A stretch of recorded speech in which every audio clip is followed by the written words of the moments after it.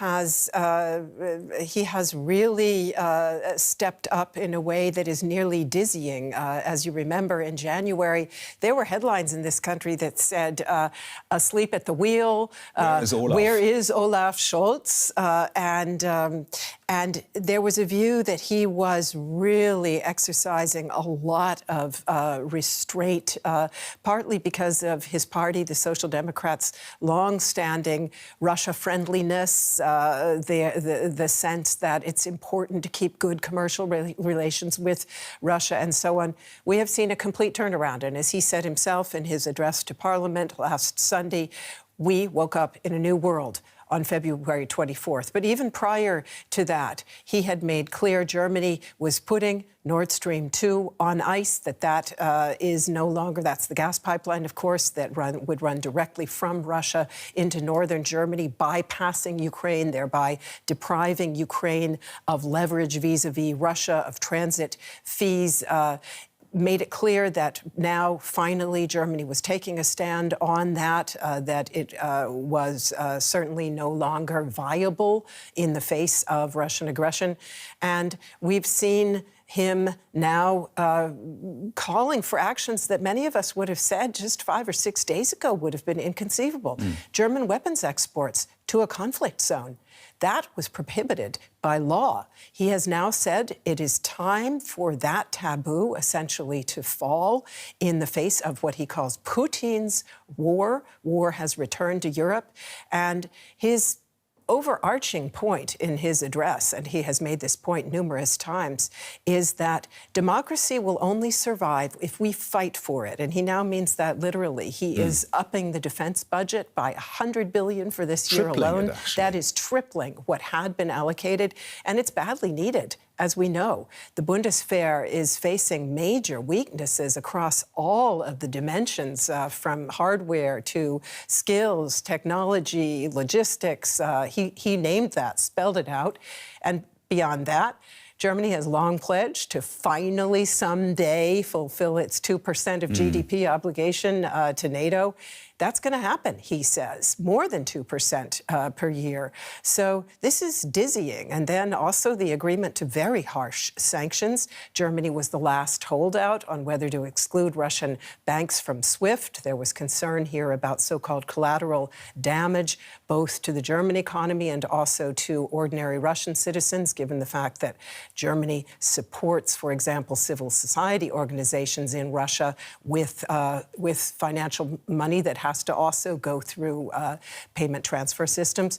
And we're seeing Germany move along on that as well, because those sanctions at the moment are targeted at Russian banks that had already been sanctioned, and leaving out the Russian banks like the Gazprom Bank that are essentially the ones responsible for energy payments.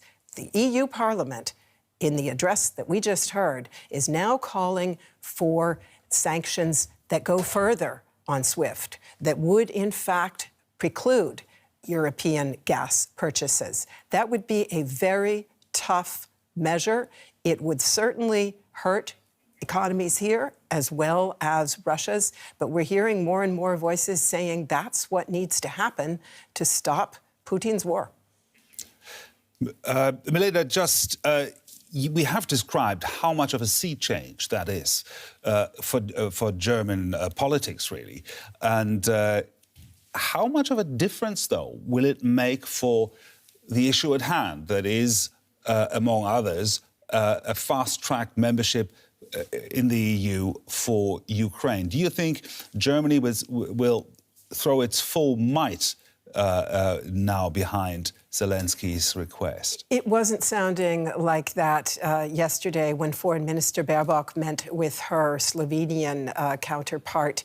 He called for EU membership for Ukraine, and she was restrained in her comments, saying that is a longer-term process.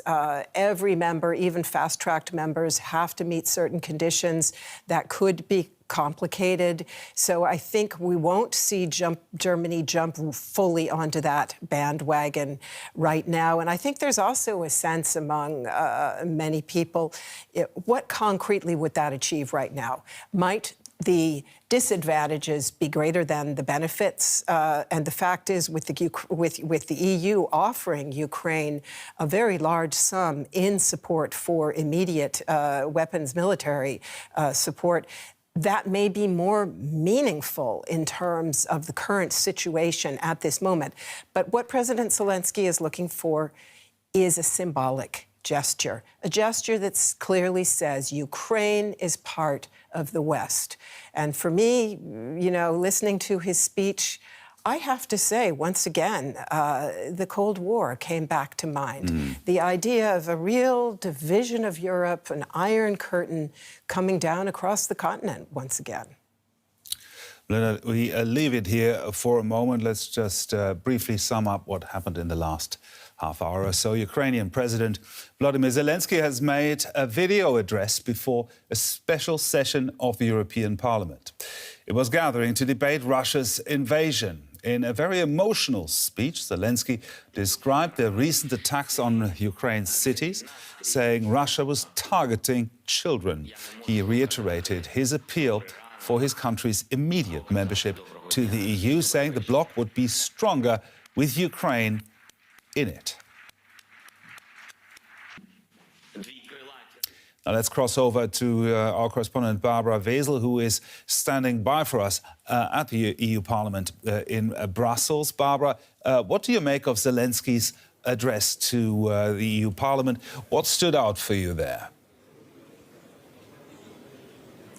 Very moving, of course, and you can feel the sort of increasing despair in the Ukrainian president because his emotions were really sort of coming out very strongly. You feel that this is a man under tremendous pressure, and everybody in Europe is admiring how this president, who started out quite humbly, how he is really stepping up to this incredible, horrific situation.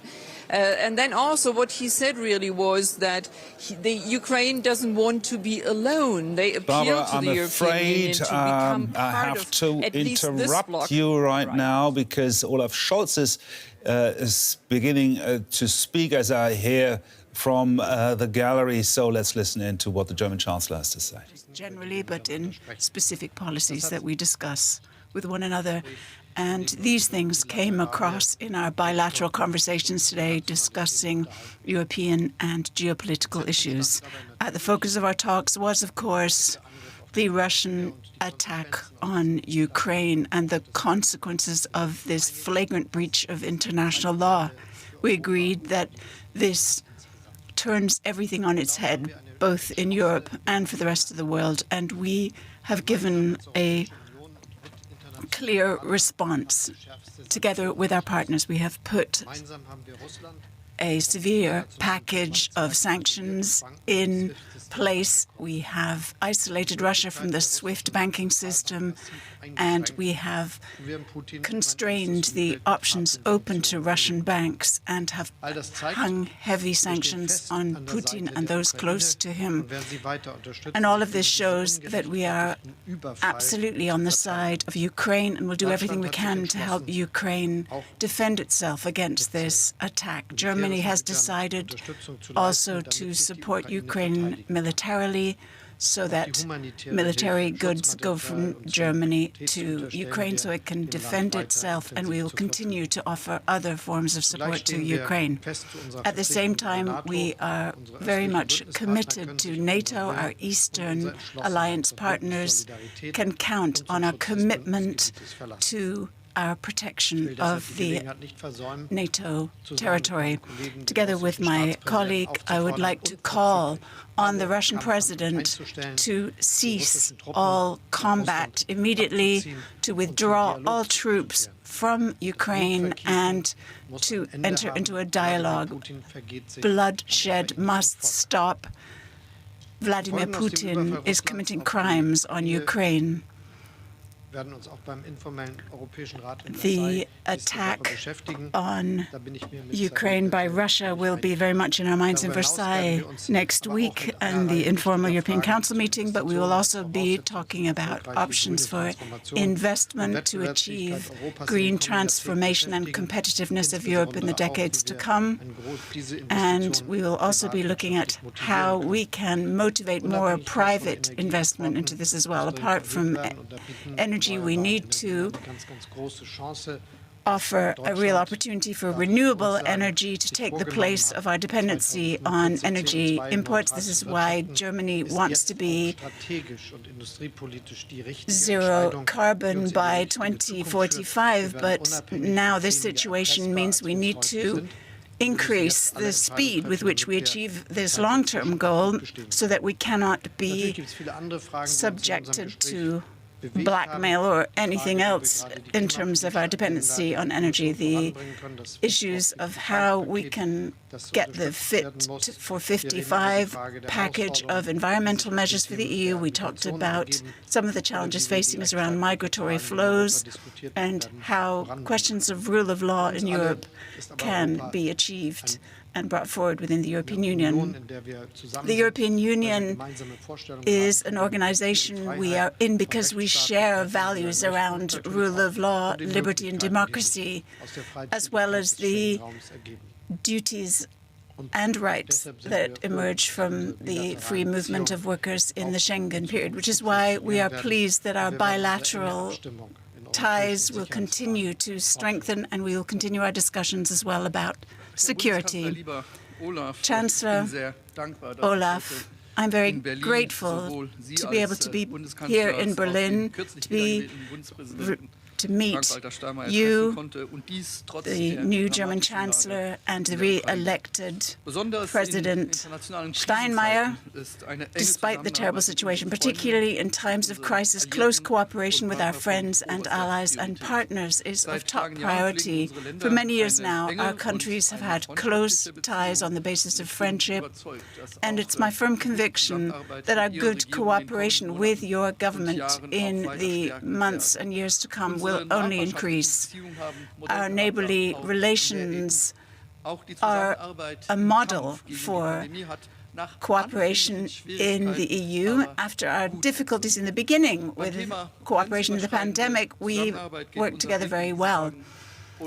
And we cannot help but look to Ukraine, where Russia has invaded Ukraine. I agree with what you said, Chancellor, when you spoke to the Bundestag. Putin's war against Ukraine is a break. We live in a generation that has not yet experienced war. A war against liberty. It is a war against all of the values we stand for. It is a complete change of everything we have known. The sanctions are well coordinated and they are effective. Ukraine is well equipped and will stand its ground. The unilateral, or rather the joint forces that we have within NATO and the EU will prevail. Germany is going to be investing much more in defense than it has been, and Luxembourg is also prepared to do more to strengthen its defense capacities.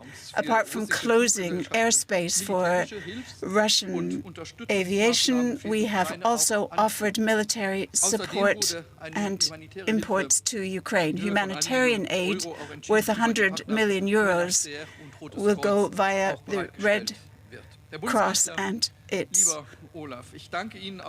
other organizations. Olaf, Chancellor, thank you for all of the diplomatic efforts that you undertook ahead of this aggression to prevent war.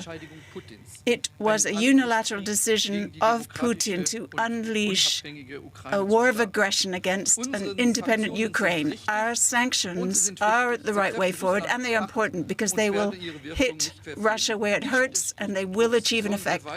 But all the same, we should continue our diplomatic relations, continue at least our diplomatic efforts.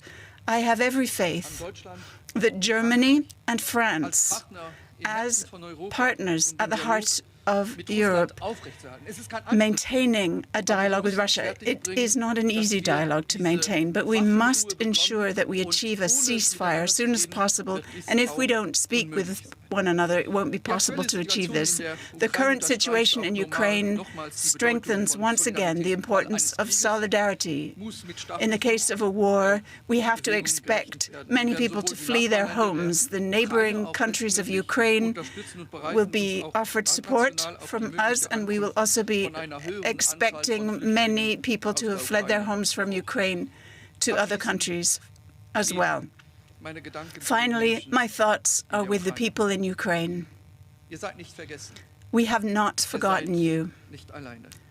We are not leaving you alone. We will do everything we can to ensure that this armed conflict is solved as soon as possible and that Ukraine can find its way back to peace and stability. We must never forget that Ukraine today, every day, is losing people. They are dying. They are being pulled apart. They are being wounded, and they cannot help it at all. They have done nothing to deserve this. It is our duty to stand with them. We will accept one or two questions.